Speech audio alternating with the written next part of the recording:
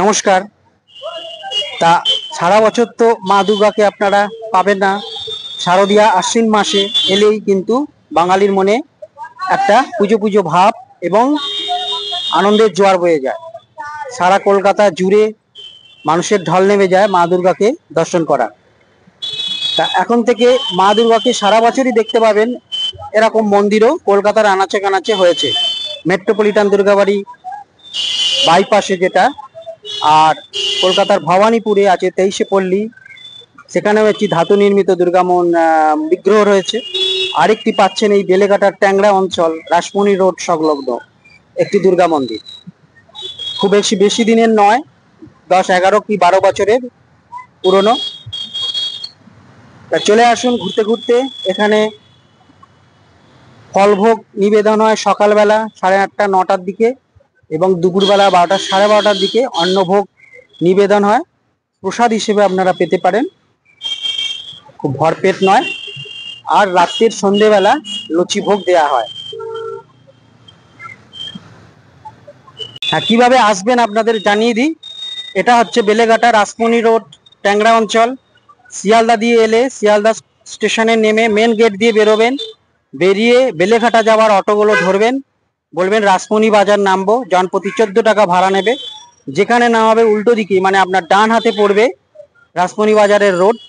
ওই বাজার রোডটা ধরে সোজা এগিয়ে আসলেই একটা খাল পড়বে, 2-3 মিনিটের হাঁটা পথ। খালের সামনেই এই মন্দিরটা। এটা ট্যাংরা অঞ্চল। আর এই যে রোডটা, এটা হচ্ছে ক্যানাল সাউথ রোড। এটা হচ্ছে এই রোডটা সামনে যেটা গেছে, এটা হচ্ছে ক্যানাল সাউথ রোড, মানে এখানে একটা খাল রয়েছে। তা কলকাতার থেকে যেখান দিয়েই আসুন না কেন, এই বেলেঘাটা শিয়ালদা বেলেঘাটা ওখান থেকে অটো ধরে আপনারা চলে আসতে পারেন। বা ট্যাংরা এই যে স্থানটা, এই স্থানটা বলবেন রাসমণি রোড, ঠিক আপনাদের পৌঁছে দেবে।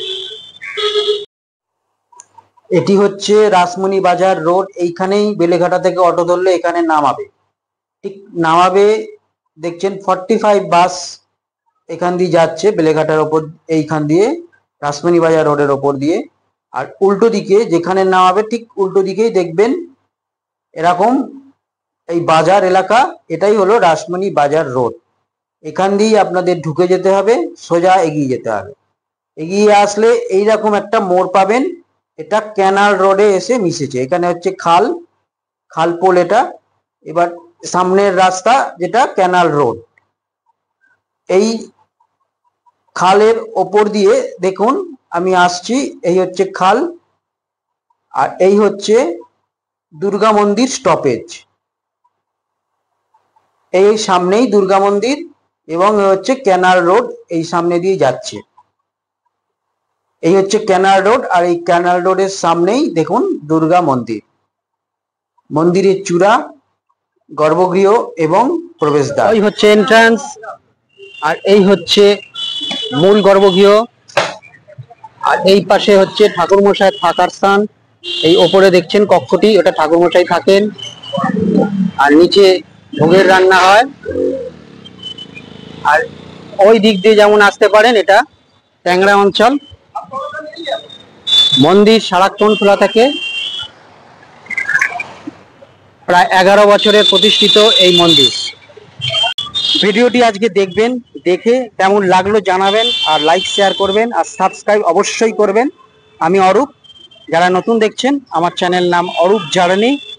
বিভিন্ন ওল্ড এজ হোম এবং মঠ মন্দির, আর এই শারদীয়া উপলক্ষে এখন আমি শারদীয়া দুর্গা যে বিভিন্ন প্যান্ডেল এবং মন্দির আপনাদের আমার ভিডিওর মাধ্যমে উপস্থাপন করব।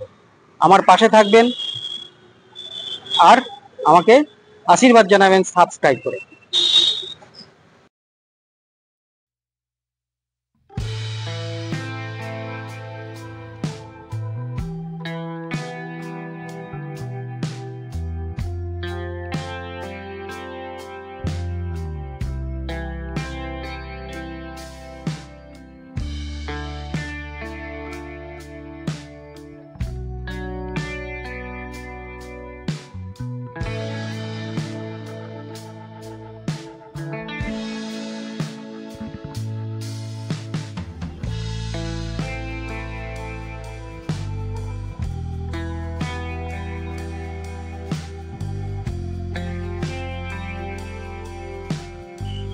মূল গর্ভগৃহে ওঠার সিঁড়ির ধাপ সোপান, এই সোপান দিয়ে আমি এমন উঠে যাব, একটু প্রণাম করে নিলাম। আর এই হচ্ছে দেখুন দুর্গা সরম, শ্রী দুর্গা সরম। আর এই হচ্ছে গর্ভগৃহে মা দুর্গা সারা বছর পূজিত হচ্ছেন। এখানকার মানুষদের জন্য একটা খুব আনন্দের এবং গর্বের বিষয়, সারা বছর মা এখানে পূজিত হচ্ছেন। দেখছেন সকালবেলার পূজা অর্চনা হয়ে গেছে।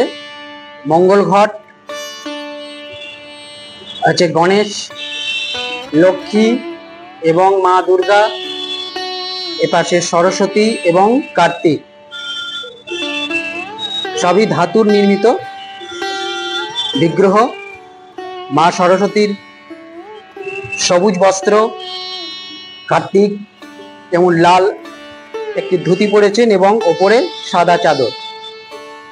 আর এপাশে মা লক্ষ্মী লাল বস্ত্র পরেছেন, আর গণেশ সাদা বস্ত্র পরিহিত। আর মা দুর্গার বস্ত্র দেখুন পার্পেল কালারের বস্ত্র এবং জরির কাজ করা। উচ্চতা বলতে গেলে এটা 6-7 ফুটের মতো উচ্চতা আছে। অসুর এবং সিংহ, সারা বছর এই দেবীকে আপনারা দর্শন করতে পারবেন।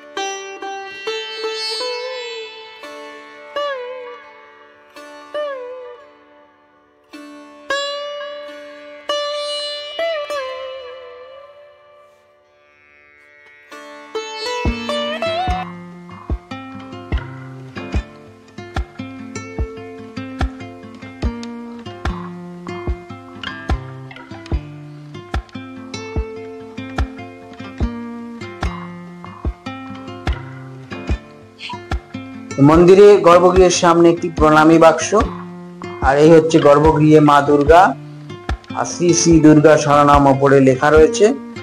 আর সামনে এটা দেখতে পাবেন নাট মন্দির। আর এটা হলো প্রবেশদ্বার। প্রবেশদ্বারের তোরণটা খুব সুন্দরী কারুকার্যময়। আর যেটা পাচ্ছেন ঢুকেই সামনে ধূপবাতি, মোমবাতি এগুলো জ্বালানোর জায়গা রয়েছে, আর শুভ্র দেয়াল এবং সুন্দর চওড়া সোপান। এই স্থানটা দেখছেন বিভিন্ন অনুষ্ঠানাদি হলে এখানে অনুষ্ঠানের কাজ করার জন্য একটা সুন্দর কক্ষ আছে, একটা বেদি মঞ্চ বলতে পারেন। আর এই যেমন সুন্দর স্থান, আর এই হচ্ছে প্যাসেজটা। আর ওই দূরে দেখছেন মন্দির, আর সামনে হয়েছে নাট মন্দির।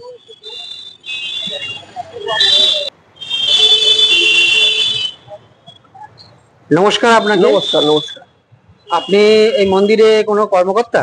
কর্মকর্তা না, আমি এখানে অনেক বছর ধরে আছি, একটু ঠাকুরের সেবা করি। আচ্ছা। আর আমার এক ওই বৌদি আছে, ঠাকুরমশাই আছে, আমরা সকালে এই কজন থাকি।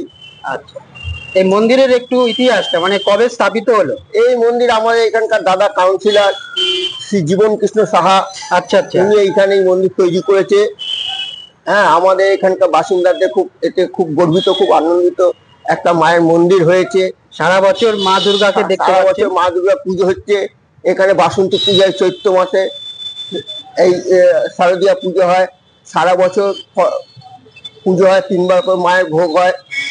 আমরা আসা যাওয়া করি। 57 ওয়ার্ডের প্রতিনিধি সবাই আসা যাওয়া করে, খুবই আনন্দিত। কত নম্বর ওয়ার্ড? এটা 57 নম্বর ওয়ার্ড। 57 নম্বর ওয়ার্ড। আচ্ছা আচ্ছা, বেলেঘাটা? বেলেঘাটা না, এটা ট্যাংরা এলাকা পড়ছে। ট্যাংরা এলাকা পড়ছে, ট্যাংরা থানা পড়ছে। আপনার নাম? আমার নাম সঞ্জীব কুমার দাস। সঞ্জীব কুমার দাস। হ্যাঁ। আচ্ছা, তা কত সাল এটা হয়েছে স্থাপন? এই ধরুন 2011 সাল বা 11 সাল থেকে শুরু হয়েছে।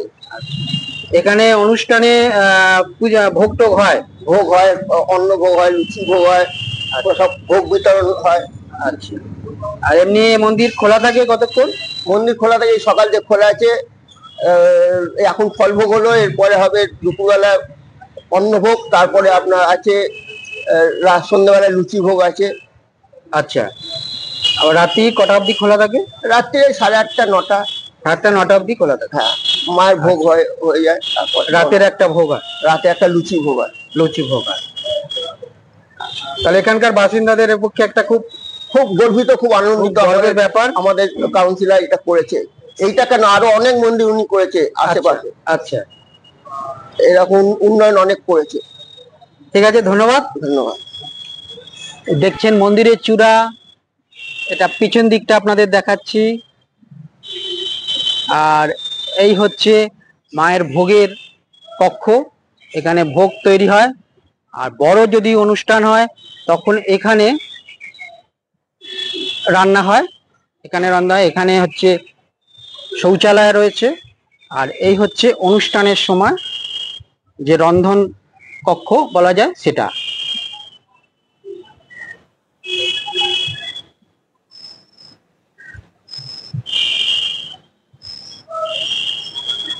আর সামনে সুন্দর একটি পুকুর বা খালও বলতে পারেন। আর এই জায়গাটা সুন্দর করে বেশ ফুল গাছ হয় শীতকালে। দেখছেন একটি খাল রয়েছে, আর এই খালের পাশে এটি জমিটা, এই জমির ওপরে এইটা তৈরি হয়েছে। তুলসী রয়েছে, তুলসী গাছ, পাশে অন্য অনেক বৃক্ষ রয়েছে, কাঁঠাল।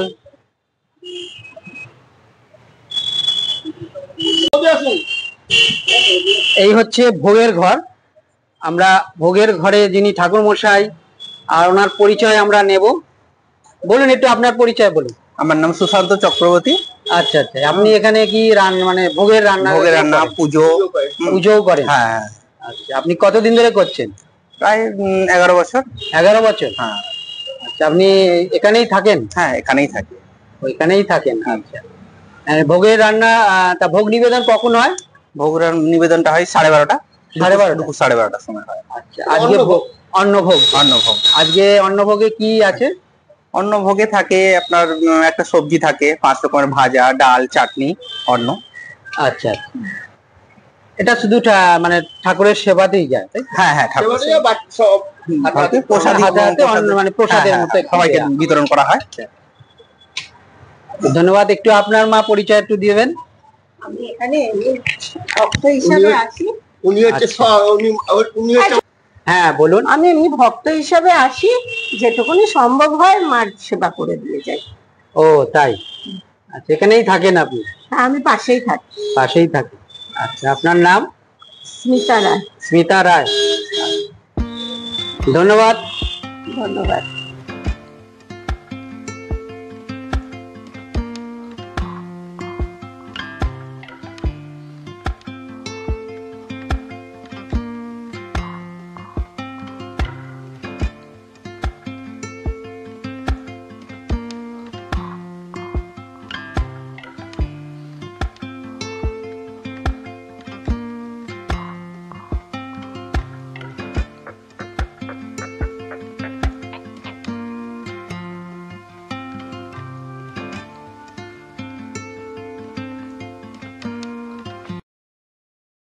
আজকে ভিডিওটি আপনাদের কেমন লাগলো একটু কমেন্ট করে জানাবেন, আর লাইক শেয়ার করবেন, আর সাবস্ক্রাইব করে আমার পাশে থাকবেন। অবশ্যই অবশ্যই আশীর্বাদ করবেন। পরবর্তী আরো ভিডিও আপনাদের সামনে আনবো শারদীয়া উপলক্ষে, কিছু বনেদি বাড়ি এবং পূজা প্যান্ডেল, পূজার প্রস্তুতি কোথায় কিরকম চলছে। নমস্কার, পরবর্তী ভিডিওতে আবার আপনাদের সঙ্গে দেখা হবে।